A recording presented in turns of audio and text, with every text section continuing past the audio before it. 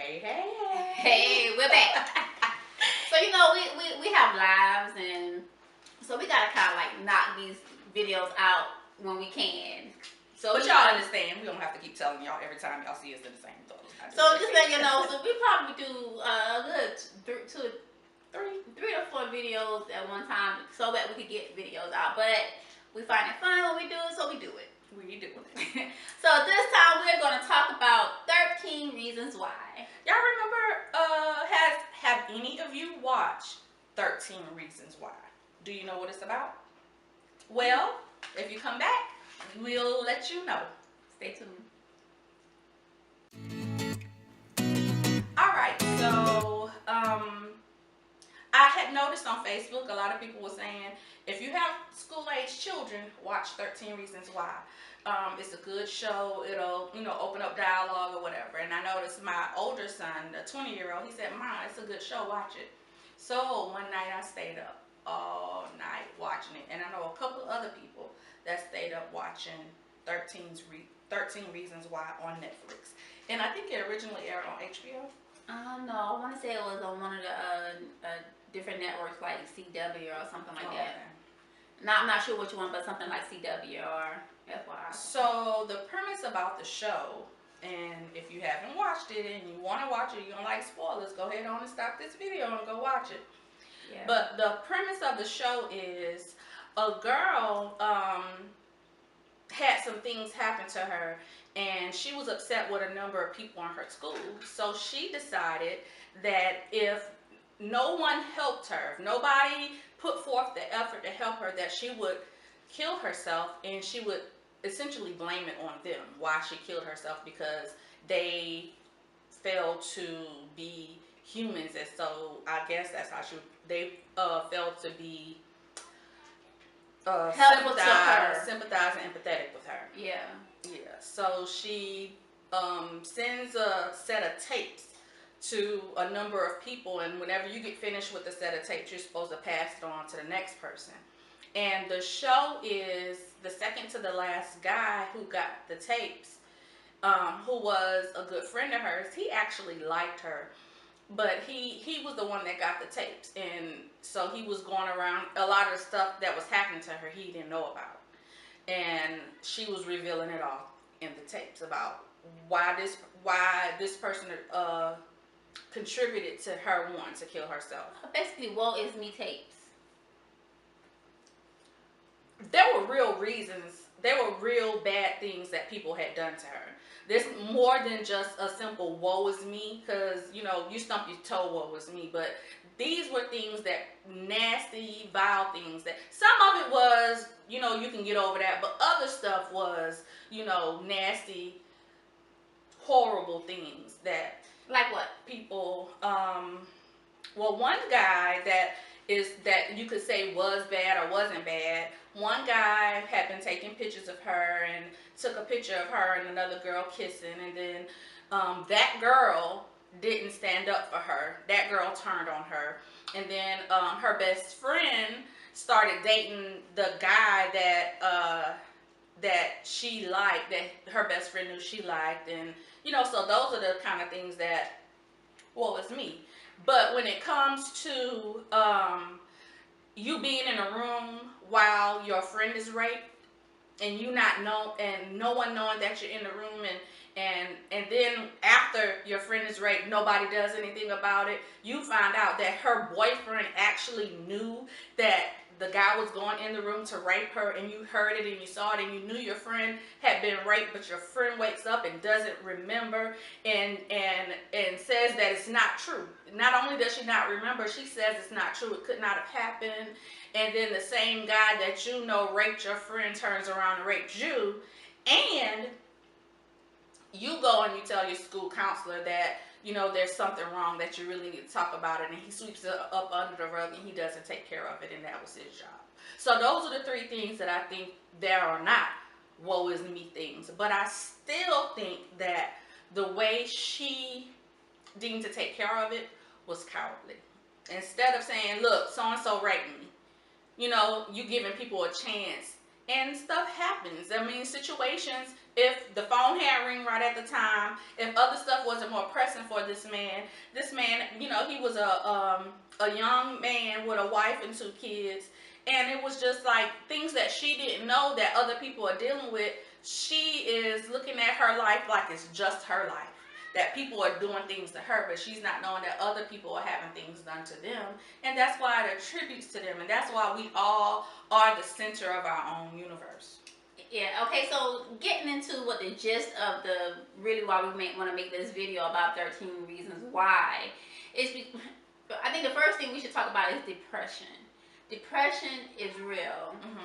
She was a very depressed girl. I don't think she was depressed. I think she was depressed. Anytime a person go as far as to kill themselves, there's depression there. I don't think she was depressed. It wasn't anything. She might have some symptoms of depression, but her being depressed, I don't think she was there yet. Now, once she had been raped, then she could have possibly have been depressed. But I just think she was mad, and she was like, I'm just gonna fix y'all. However, there are many others. That's even worse than being depressed and killing yourself. Exactly. But what I'm saying is there are millions and millions of people out here that are depressed and thinking of suicide and thinking that there's no other way out, and there really is. There is nothing that is so big, huge, unsurmountable in your life that you have to end your life for it. Because everything you've ever been through, you got through it. Everything.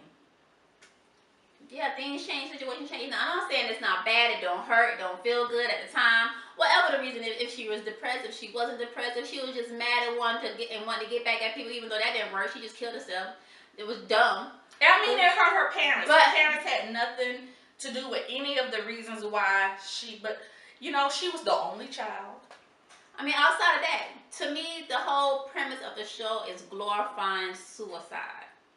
In my opinion, it does kind of glorify suicide, and it's making it seem like it's okay to kill yourself because somebody else has done something to you, or you put yourself in a situation that maybe got you into a bad situation. And possibly younger people who don't have a mature thought process would think that way. And a lot of kids, and that's another issue, a lot of kids, a lot of young people, high schoolers are watching this show. Yeah, and they're thinking that maybe this is a way out for me, but if they watch all the way to the end, it should come full circle, and it should say that, you know, you hurt too many people when you decide to end your life.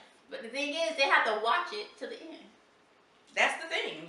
When you're going through and you're upset about something and everything, who's going to actually sit there and watch it to the end? Well, I mean, if you're not, then yeah, a lot of people will watch it to the end. I watched it to the end because I wanted to know what was going to happen and who were all the 13 people that was on these tapes and all that stuff. And when you get to the end, you're very surprised by what happened. And I was very, very, very disappointed in her because I felt like she was if you are strong enough to record tapes, then I don't feel like you're depressed. I don't feel like you're you have if you record tapes and put this all together and tell people to mail it from this person to that person. What you are trying to do is make people feel like they're the reason why you killed yourself when no one else is the reason why you choose to take your life. You are. Look, suicide is selfish. Extremely selfish. I haven't committed suicide, obviously, but let me tell you, I've been depressed to the point to where I didn't want to wake up. And so I understand where you could get to a point to where but I never thought about killing myself, y'all. I just didn't want to wake up. But I could understand how somebody's mind can go there. But what I wanted to do was live on. I wanted to get through because I know there's always an upside. I mean, we're going to have down moments in life. We're going to have our struggles in life. We're going to have our trials in life. But the strength in you is to get through it. And there's so many things that we have been through. Like she said, she's been through depression, but she got through it. She got through it, and she's better now. I mean, you're going to have those, that's the hard part about it, is that you're going to have those valley moments. There's not one person on God's great earth that's not loved, because we are interpersonal people. People have to have contact with each other to thrive. We have to have it. And we need each other to survive. Because we have to have that human contact to survive, we need each other to survive. So if you know somebody who's doing things that are a little bit different, or doing things that is outside of their character, or something may have happened to somebody, if you say to yourself, I need to go by and see so and so, don't put it off. Don't put it off, Right. because it's too many times where we've said, you know what, I need to call this person, I need to go see this person, and that's your spirit telling you to go. You need to go. And recognize, like she said, recognize changes in people. Like I remember going to a networking event, and there was a lady who came and spoke. I can't remember her name, but she said that she was going through a deep depression, and she would go and she would be sitting in her closet, just sitting in her closet. She said her friends would come over to the house and sit down in the closet with her and never said anything to her. She was going through a big depression. Outside, now she was a very bubbly, outgoing type person who was always doing stuff. All of a sudden, now she's sitting in her closet. They would just come and sit in the closet with her, wouldn't say anything. She said that none of them told her, girl, why you sitting in the closet?